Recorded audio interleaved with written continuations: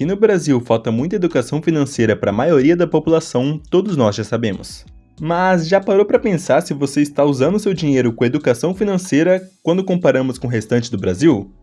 É muito comum as pessoas terem que recorrer ao cartão de crédito ou empréstimos, principalmente em situações de imprevistos por não terem nenhuma reserva para arcar com os custos. Muitas vezes não sabem nem o quanto gastam mensalmente, sem nenhum controle do orçamento. Compram coisas sem ter dinheiro para pagar, ou até mesmo não sabem nem sequer o quanto ganham. Bom, no vídeo de hoje trouxe algumas pesquisas realizadas nas principais cidades do Brasil a respeito dos hábitos financeiros dos brasileiros, sendo a pesquisa do Datafolha e a pesquisa do SPC Brasil, ambas realizadas no ano de 2023. Então, se você quer saber se você tem bons hábitos com dinheiro, vamos começar pelo número 1. Você só gasta se tiver dinheiro. De acordo com a pesquisa do SPC Brasil, em cada 10 entrevistados, pelo menos 4 admitem que costumam adquirir produtos mesmo não tendo dinheiro para gastar, sendo conhecido como cultura do imediatismo. As pessoas costumam comprar as coisas não pensando no valor que irão gastar com o produto, e sim com as parcelas que vão ter que pagar. A pesquisa até mostra que os maiores gastos são com roupas e eletrônicos. E é aí que vamos para aquele exemplo clássico do iPhone, que muitas vezes a pessoa parcela em 36 vezes, olhando o valor da parcela e pensando, consigo pagar por isso mensalmente. Porém, não olham todos os gastos essenciais da vida que já tem. Não olham para aquele dinheiro que deve reservar para situações de imprevistos e nem nada disso. Sendo, de certo modo, induzidas a gastar apenas por se sentir mais importante por ter algo mais caro, em vez de pensar em ter uma vida financeira mais tranquila. E eu nem estou falando de ficar multimilionário não. Só de você gastar abaixo do que ganha, já vai começar a ver sua vida financeira se organizando. O maior erro é sempre gastar no limite da renda.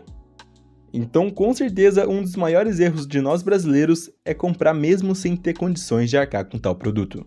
Isso vale também para automóvel. Muitos olham só para as parcelas pensando que se financiar em 5 anos, vai ficar tranquilo de pagar. Mas não pensam em gasolina, IPVA, manutenção e por aí vai. A ideia é que toda vez que você for comprar algo, tenha aquele clássico pensamento: qual vai ser a consequência no futuro de eu comprar isso agora? E seja sincero com você mesmo nessa hora, porque muitas vezes as pessoas pensam que não vai dar em nada parcelar o celular em 24 vezes porque a parcela é baixa, mas não veem o quanto de juros vão pagar por isso. Ou seja, se você realmente precisa de tal produto, junte dinheiro até conseguir pagar à vista com desconto. Se caso você não conseguir o desconto à vista, garanta que tenha o valor total do produto e parcele usando o dinheiro como se estivesse pagando à vista. Bom, eu falo melhor sobre isso no vídeo que está aqui em cima. Mas bom, você vai ver que a tranquilidade é muito maior do que ter uma pancada de parcela no cartão, uma em cima da outra. E sim, é difícil. Porém, eu tenho certeza que é muito mais difícil ter dívida e receber ligação do banco cobrando o dia inteiro. Muitos pensam que não vai dar em nada comprar algo que não dá para pagar agora, com aquele pensamento de que no futuro as coisas vão se ajeitando. Mas fazendo isso com frequência, no futuro só vai piorar a situação. Então, ao invés de pensar em gastar sem controle hoje e achar que no futuro as coisas vão melhorar, comece a ter controle sobre o seu dinheiro hoje e ter certeza que no futuro as coisas vão estar mais tranquilas por você ter organizado as finanças e se livrado de dívidas. É justamente por conta desse imediatismo que muitos entram em complicações financeiras. Podemos sim comprar as coisas que gostamos, mas na hora certa e com organização. Ter educação financeira é ter uma vida mais tranquila e equilibrada em relação ao nosso dinheiro. E agora, número 2. Você sabe o quanto ganha e quanto gasta? Bom, de acordo com a pesquisa do SPC Brasil, somente 18% dos entrevistados têm conhecimento total sobre o quanto ganha e quanto gasta. Sim, a esmagadora maioria não sabem o quanto gastam mensalmente. Esse é um erro grande quando falamos em educação financeira. Porque se você não sabe nem o quanto gasta, como vai ter o controle financeiro adequado? Mas eu sei o que você pode estar pensando. Mas quem ganha pouco muitas vezes não sabe o quanto gasta por conta da renda limitada. Cara, isso pode sim ser real. Ganhando mais, temos maior folga para administrar nosso dinheiro. Mas de acordo com a própria pesquisa, entre os que têm renda domiciliar de até R$ 1.330, o conhecimento total dos gastos e ganhos é de 16%.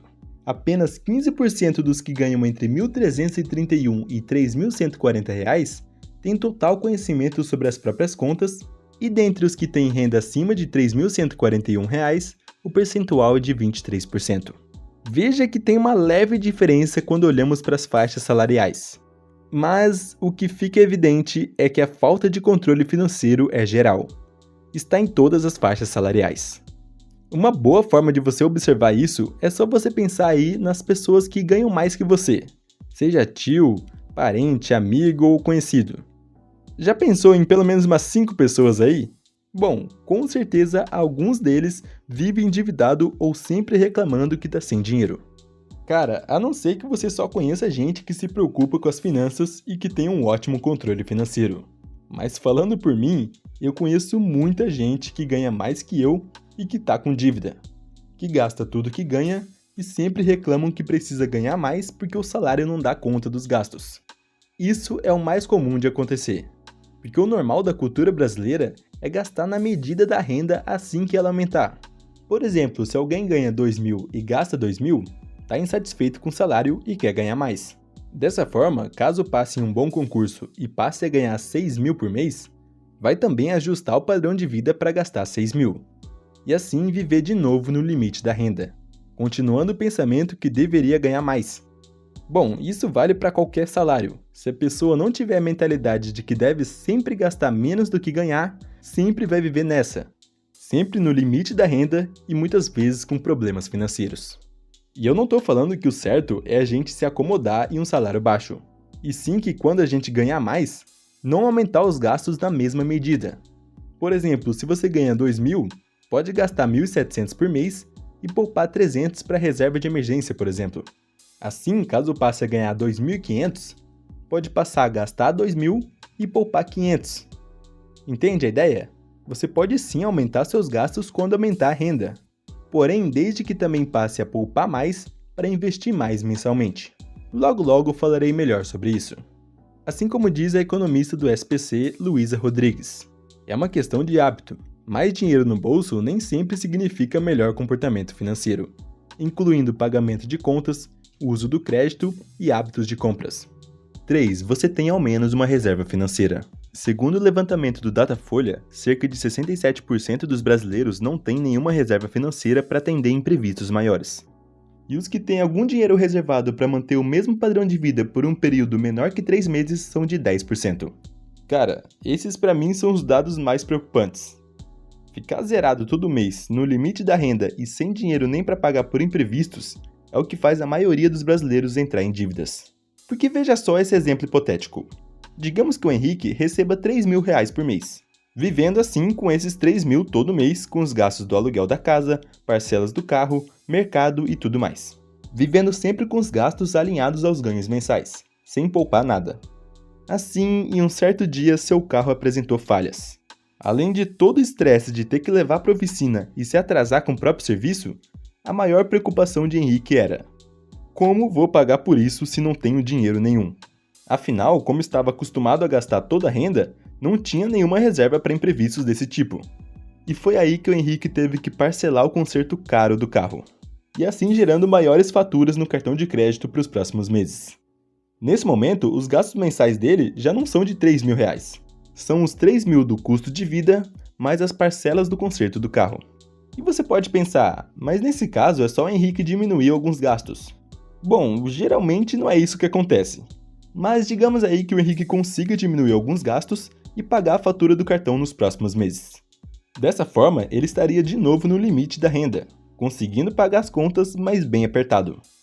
Até que certo dia é mandado embora do seu emprego, com sua renda indo a zero, tendo contas a pagar e sem nada no bolso. Bom, é claro que não vai acontecer exatamente desse jeito com todo mundo. O que quis mostrar aqui são duas situações pelas quais precisamos da reserva de emergência, e que por sinal são muito comuns de acontecer. Bom, todo mundo precisa ter uma reserva de emergência, porque infelizmente todos nós vivenciamos imprevistos ao longo da vida. Se você não tem nada de reserva, comece nem que seja com uma pequena parcela da renda. Foi como eu já falei em outro vídeo, ter nem que seja R$200 na reserva já te ajuda contra alguns imprevistos da vida. Ainda de acordo com a pesquisa, apenas 6% consideram ter reservas para se manter entre 6 meses e 1 ano. Outros 6% afirmam que sua poupança poderia sustentá-los sem rebaixar o padrão por mais de 1 ano.